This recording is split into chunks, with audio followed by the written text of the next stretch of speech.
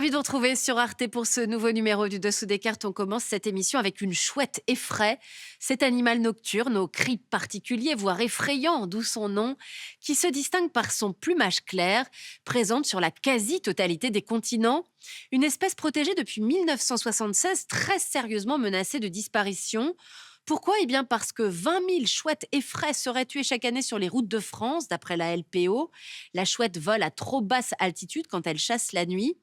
Parce que son habitat naturel disparaît, les granges, greniers, pigeonniers sont rénovés et ne permettent plus comme avant aux chouettes de s'y réfugier.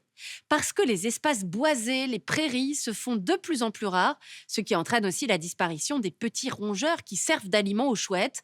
Des rongeurs qui, en ingérant dans les champs produits chimiques et pesticides, contaminent ensuite l'organisme de la chouette lorsque cette dernière les digère. C'est un voyage à travers le monde de ces animaux en danger que nous avons choisi de vous proposer aujourd'hui. Un voyage qui va nous conduire sur plusieurs continents, vous allez voir, pour mesurer à quel point la biodiversité est menacée. Tout de suite, voici SOS Animaux. Sortons nos cartes. Sur l'île Maurice vivait jusqu'au XVIIe siècle le dodo ou dronte de Maurice. Il a disparu moins d'un siècle après la découverte de l'île par les Européens. Ayant évolué longtemps sur une île sans prédateurs, le dodo est devenu une proie facile à l'arrivée des hommes, d'autant plus qu'il ne pouvait pas voler.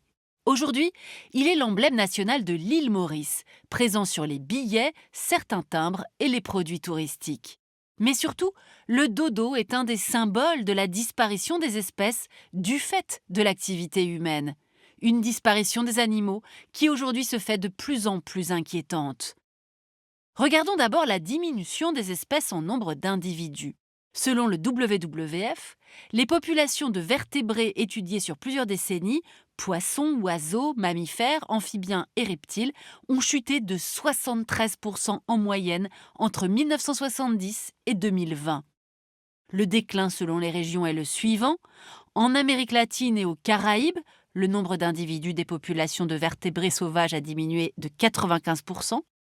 De 39% en Amérique du Nord, de 76% en Afrique, de 60% en Asie et Océanie, et de 35% en Europe et en Asie centrale. En ce qui concerne à présent l'extinction des espèces, elle n'est pas toujours facile à prouver. C'est le cas du courlis à bec grêle. Cet échassier vit dans une vaste zone biogéographique qui s'étend de l'ouest de l'Oural au Moyen-Orient, au nord de l'Afrique et à l'Islande. Selon l'Union internationale pour la conservation de la nature, le courlis à bec grêle est dans la catégorie en danger critique d'extinction et sa dernière évaluation remonte à 2018.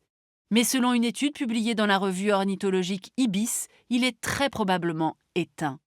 Du coup, l'UICN va réévaluer son statut, sachant qu'une espèce ne peut être déclarée éteinte que lorsqu'il est certain que le dernier individu est mort.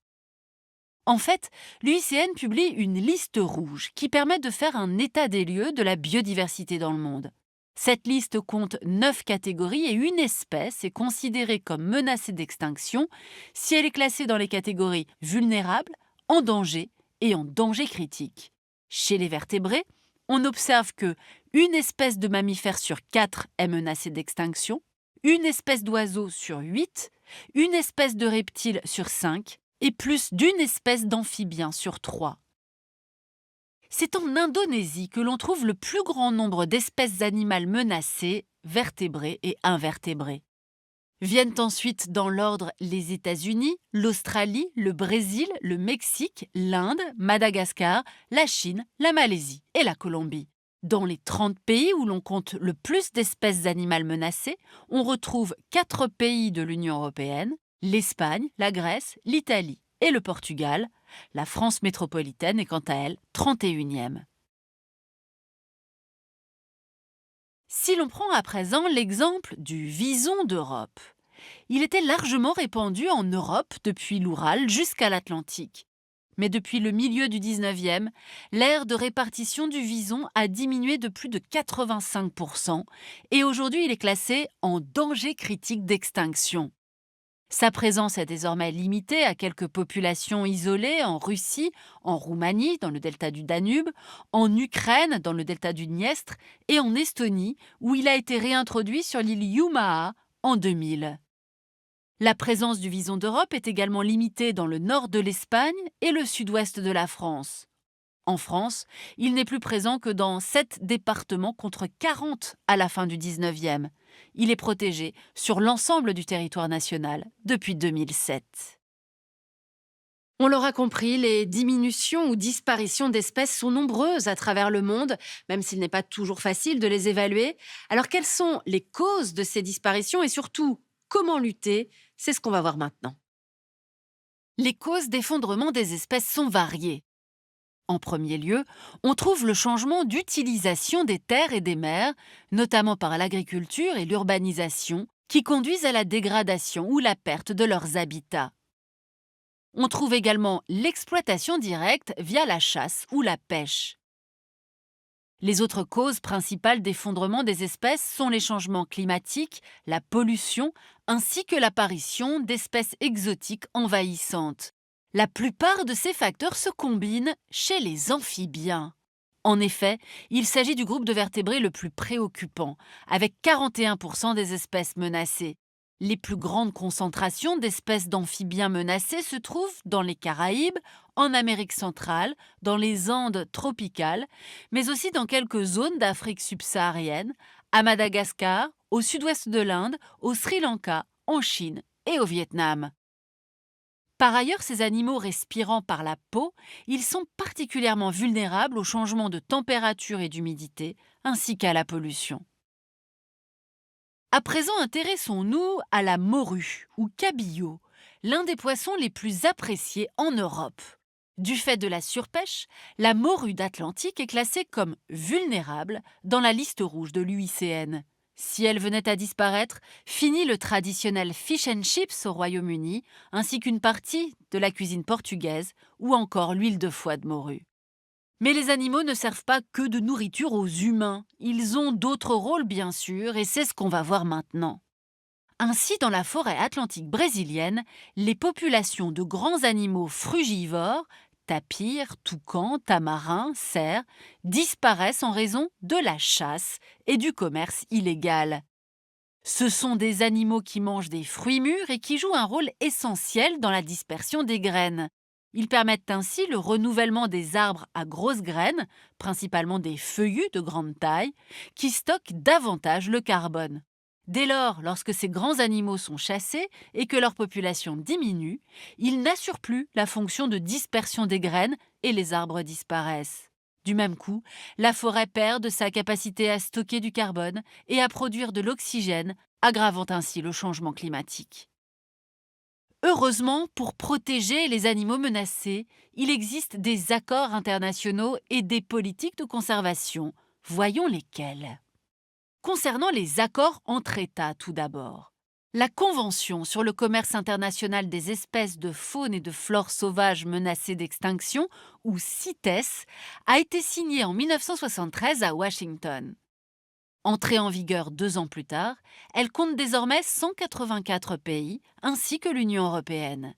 Elle réglemente le passage aux frontières des espèces sauvages afin de les protéger de la surexploitation qui alimente le commerce international. Autre accord, celui de Kunming-Montréal, adopté en décembre 2022 lors de la COP 15 Biodiversité, organisée à Montréal par les 195 États de la Convention des Nations Unies sur la diversité biologique, ainsi que l'Union européenne, mais sans les États-Unis. Ce cadre mondial fixe, pour la période 2020-2030, des objectifs précis, avec 23 cibles dotées d'un cadre de suivi. La cible 4, par exemple, concerne la conservation des espèces et de la diversité génétique. La cible 5, la récolte, le commerce et l'utilisation durable des espèces. Il y a aussi des politiques volontaristes, comme en Inde depuis 1973 avec le projet Tiger. De quoi s'agit-il?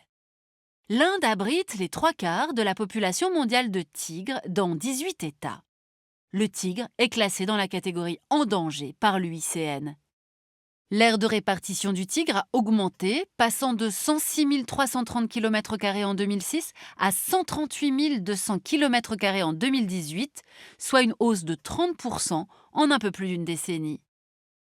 Les tigres occupent des zones protégées, sans humains et riches en proies, mais ils ont également colonisé des habitats à proximité, partagés avec quelques 60 millions de personnes. Et comme le fait remarquer la revue Science à propos du projet Tiger, pour pouvoir préserver et partager les terres avec les tigres, il faut au préalable un contexte sociopolitique qui le permette, c'est-à-dire un développement économique et une stabilité politique. Voilà pour ce tour d'horizon, bien sûr non exhaustif, d'une biodiversité en danger sur tous les continents, avec quelques histoires quand même de politiques volontaristes qui changent la donne, comme ce projet Tiger. Mais il faut pourtant nous quitter sur ce constat alarmant, un taux d'extinction sans précédent et qui s'accélère avec un seul responsable, l'homme. Imaginez par exemple un monde où l'on n'entendrait plus d'oiseaux chanter. Or, en 30 ans, l'Europe a perdu plus de 421 millions d'oiseaux. Alors chacun d'entre nous, s'il possède un jardin, peut malgré tout tenter de les faire revenir en plantant des arbres pour leur servir d'abri, des arbres fruitiers idéalement qui leur servent ainsi aussi de nourriture. Enfin, éviter de couper les haies et bien sûr, zéro herbicide.